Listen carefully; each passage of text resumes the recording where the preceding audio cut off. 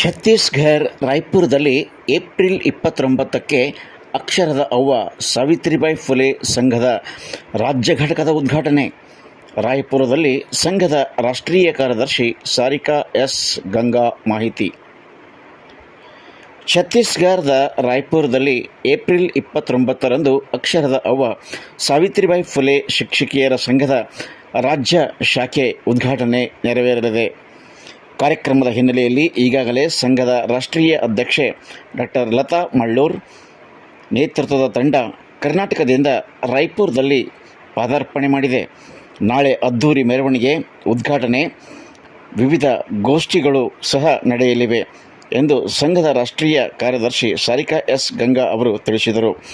ಕಾರ್ಯಕ್ರಮದಲ್ಲಿ ಛತ್ತೀಸ್ಗಢದ ರಾಜ್ಯಾಧ್ಯಕ್ಷೆ ಭಾರತಿ ವರ್ಮಾ, ಕಾರ್ಯದರ್ಶಿ ಅಚಲಾ ಮಿಶ್ರಾ ಸೇರಿದಂತೆ ಇನ್ನೂ ಅನೇಕ ಜನರು ಪಾಲ್ಗೊಳ್ಳಲಿದ್ದಾರೆ ಎಂದು ಸಾರಿಕಾ ಎಸ್ ಗಂಗಾ ಅವರು ತಿಳಿಸಿದ್ದಾರೆ.